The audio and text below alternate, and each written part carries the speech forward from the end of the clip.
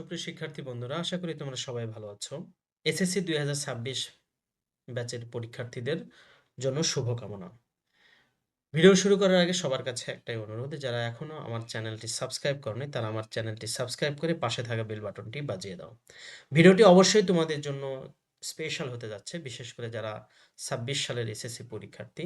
আমার এই ভিডিওটি তোমাদের জন্য শর্ট সিলেবাসের আলোকে তৈরি করা। তো চলো শুরু করি। যারা ফেসবুক থেকে দেখছো অবশ্যই পেজটিকে ফলো দিয়ে রাখবা। তো দেখো, এর আগে আমরা ১ নাম্বারটা আলোচনা করেছি। আজকে আমরা ২ নাম্বার আলোচনা করব। উচ্চারণের প্রকৃতি অনুযায়ী বিভাজন। ঠিক আছে? উচ্চারণের প্রকৃতি অনুযায়ী বিভাজন। ওকে, দেখো। ব্যঞ্জন ধ্বনি উচ্চারণের সময়ে ঠোঁট, জিভ, জিহ্মূল ইত্যাদি বাক প্রত্যঙ্গের। তাহলে বাক প্রত্যঙ্গটা হলো কি বলতো? এই যে দেখো, ঠোঁট, জিভ, জিহ্মূল এগুলোই হলো মূলত বাক প্রত্যঙ্গ। এগুলোই কি বলতো? বাক প্রত্যঙ্গ। অর্থাৎ কথা বলার সময় ফুসফুস থেকে উপরের ঠোঁট পর্যন্ত যে অর্গানগুলো ব্যবহার করা হয় এগুলো সবগুলোই বাক প্রত্যঙ্গের অন্তর্গত। ওকে, তো সেইটা কি বলেছে দেখো, আকৃতিগত পরিবর্তন হয়। এতে বায়ুপথে সৃষ্ট বাধার ধরন আলাদা হয়ে উচ্চারণের প্রকৃতি বদলে যায়। উচ্চারণের এই প্রকৃতি অনুযায়ী ব্যঞ্জন ধ্বনিকে কয়েক ভাগে ভাগ করা যায়। সেগুলো কি দেখো?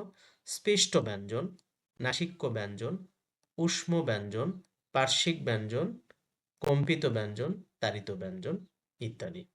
তো আজকে আমরা এই বিষয়গুলো নিয়ে আলোচনা করব। তো প্রথমেই যে বিষয়টা এসেছে আমাদের সেটা হলো স্পৃষ্ট ব্যঞ্জন। সেটা কি বলতো? স্পৃষ্ট ব্যঞ্জন। আচ্ছা, যেসব ব্যঞ্জনধ্বনি উচ্চারণের সময় দুটি বাক প্রত্যঙ্গ, কয়টি? দুটি বাক প্রত্যঙ্গ। যেসব ব্যঞ্জনধ্বনি উচ্চারণের সময় দুটি বাক প্রত্যঙ্গ পরস্পরের সংস্পর্শে এসে বায়ুপথে বাধা তৈরি করে সেগুলোকে কি বলে? স্পৃষ্ট ব্যঞ্জন বলে। তাহলে স্পৃষ্ট ব্যঞ্জন কাকে বলে? যেসব ব্যঞ্জনধ্বনি উচ্চারণের সময় দুটি বাক প্রত্যঙ্গ পরস্পরের সংস্পর্শে এসে বায়ুপথে বাধা তৈরি করে সেগুলোকে কি বলে? স্পৃষ্ট ব্যঞ্জন। স্পৃষ্ট ব্যঞ্জন এগুলো স্পর্শ ব্যঞ্জন ধ্বনি নামেও পরিচিত। প্রশ্ন হতে পারে যে স্পর্শ ধ্বনিগুলো, স্পৃষ্ট ব্যঞ্জন ধ্বনিগুলো কি নামে পরিচিত, বা স্পৃষ্ট ব্যঞ্জন ধ্বনির অপর নাম কি? অপর নাম হলো স্পর্শ ব্যঞ্জন ধ্বনি। মনে থাকবে, স্পর্শ ব্যঞ্জন ধ্বনি। এটা কিন্তু খুবই গুরুত্বপূর্ণ, এই প্রশ্নটা প্রায়ই আসে। উদাহরণ হিসেবে দেখো, পথ, তল, টক, চর, কল শব্দের প্রথম যে বর্ণগুলো আছে দেখো, প থেকে শুরু করে, এই যে প দেখো, প থেকে শুরু করে অর্থাৎ প, আচ্ছা, ত, ট, চ, ক স্পৃষ্ট ব্যঞ্জনধ্বনি। অর্থাৎ ক থেকে ম পর্যন্ত, ক থেকে ম পর্যন্ত আমাদের 25টি যে বর্ণ আছে, এই 25টি বর্ণগুলোকে বলা হয় স্পর্শ ব্যঞ্জন। কি ব্যঞ্জন বলতো? স্পর্শ ব্যঞ্জন। 25টি বর্ণগুলোকে কি বলা হয়? স্পর্শ ব্যঞ্জন।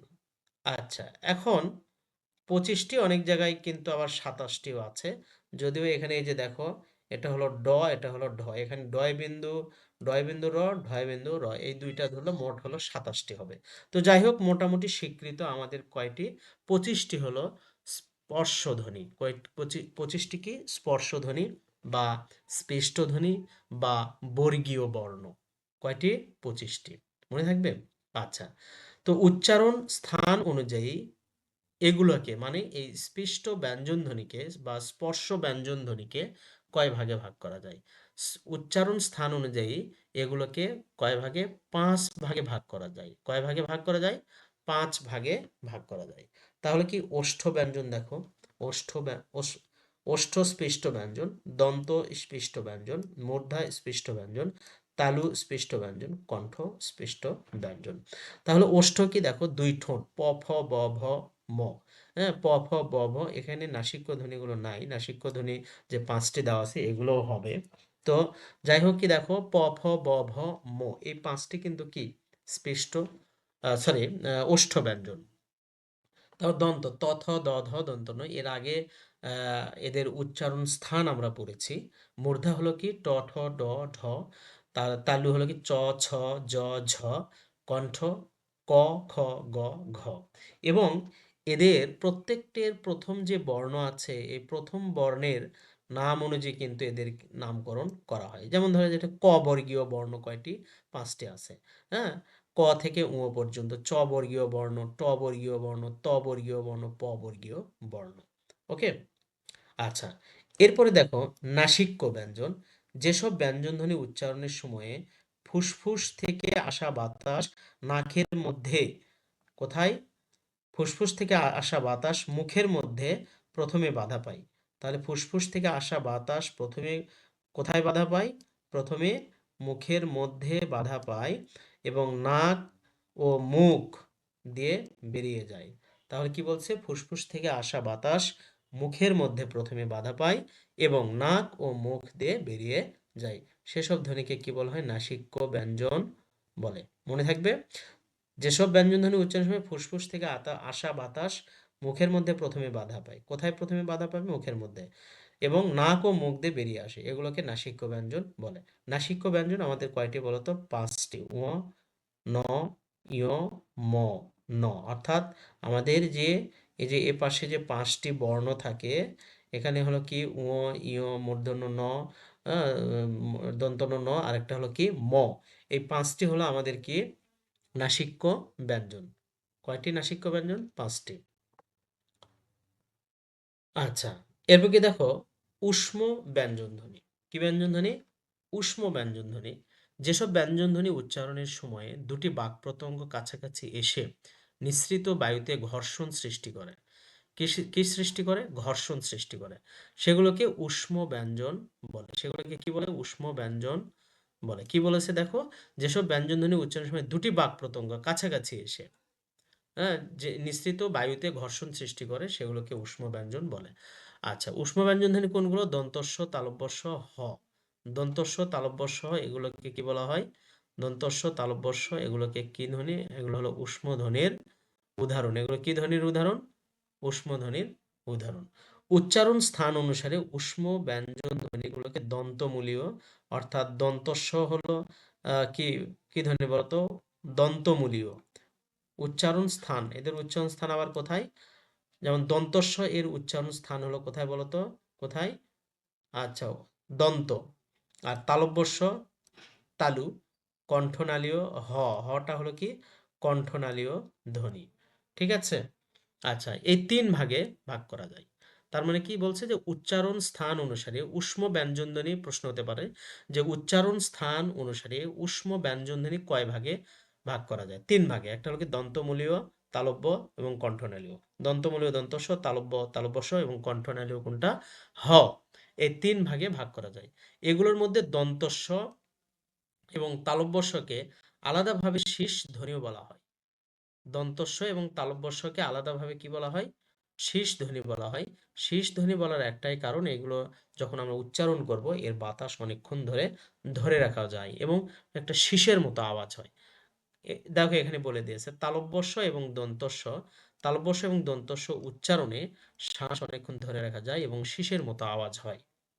ওকে, তাহলে মোটামুটি কি বুঝলাম আমরা? যে উষ্ম ধ্বনি কয়টি বা উষ্ম ব্যঞ্জন হলো আমাদের কয়টি কয়টি? দন্তস্ব, তালব্যস্ব, হ, 3টি। উষ্ম ধ্বনি 3টি। এবং উচ্চারণ স্থান অনুযায়ী উষ্ম ধ্বনি বা উষ্ম ব্যঞ্জনকে কয় ভাগে ভাগ করা যায়? উষ্ম ব্যঞ্জনকে কয় ভাগে ভাগ করা যায়? 3 ভাগে। উচ্চারণ স্থান অনুযায়ী উষ্ম ব্যঞ্জনগুলোকে কয় ভাগে ভাগ করা যায়? 3 ভাগে। একটা কি দন্তমূলীয়, তালব্য এবং কণ্ঠনালীয়। ওকে, আচ্ছা, এর মধ্যে শীষ ধ্বনি কয়টি? দেখো দেখো তো, দন্তস্ব এবং তালব্যস্ব। শীষ ধ্বনি এই যে দন্তস্ব এবং তালব্যস্ব এগুলোকে কি বলা হয়? শীষ ধ্বনি বলা হয়। কি ধ্বনি বলা হয় এটাকে? শীষ ধ্বনি। ঠিক আছে, মনে থাকবে। আচ্ছা, শীষ ধ্বনি, হ্যাঁ শীষ ধ্বনি, এটাকে কি ধ্বনি বলা হয়? শীষ ধ্বনি। এরপর দেখো পার্শ্বিক ধ্বনি বা পার্শ্বিক ব্যঞ্জন। যেসব ব্যঞ্জন উচ্চারণের সময় জিভের ডগা, কি বলতো? জিভের ডগা দন্তমূল স্পর্শ করে। জিভের ডগা কোথায় স্পর্শ করে? দন্তমূল বা দাঁতের মূল যেটাকে আমরা বলি। এবং ফুসফুস থেকে আসা বাতাস জিভের 2 পাশ দিয়ে বেরিয়ে যায়। তাহলে ফুসফুস থেকে আসা বাতাস জিভের ডগা দন্তমূলকে স্পর্শ করে এবং ফুসফুস থেকে যে বাতাসটা বেরিয়ে আসে এটা জিভের 2 পাশ দিয়ে বেরিয়ে যায়। এই জন্য এটাকে কি বলা হয়? পার্শ্বিক ব্যঞ্জন বলা হয়। পার্শ্বিক ব্যঞ্জন কয়টি বলতো? পার্শ্বিক ব্যঞ্জন কয়টি? এই একটি। পার্শ্বিক ব্যঞ্জন একটি, সেটা হলো কি? ল। পার্শ্বিক ব্যঞ্জন একটি, সেটা হলো কি? ল। এরপর দেখো কম্পিত ব্যঞ্জন। যে ধ্বনি উচ্চারণের সময় জিভ একাধিকবার যে ধ্বনি উচ্চারণের সময় জিভ একাধিকবার দ্রুত দন্তমূলকে আঘাত করে বায়ুপথে বাধা সৃষ্টি করে তাকে কম্পিত ব্যঞ্জন বলে। কম্পিত ব্যঞ্জন বলে। তাহলে আমাদের কম্পিত ব্যঞ্জন কয়টি? একটি। কম্পিত ব্যঞ্জন কয়টি? একটি। সেটা কি? র। সেটা কি? র। মনে থাকবে? ওকে।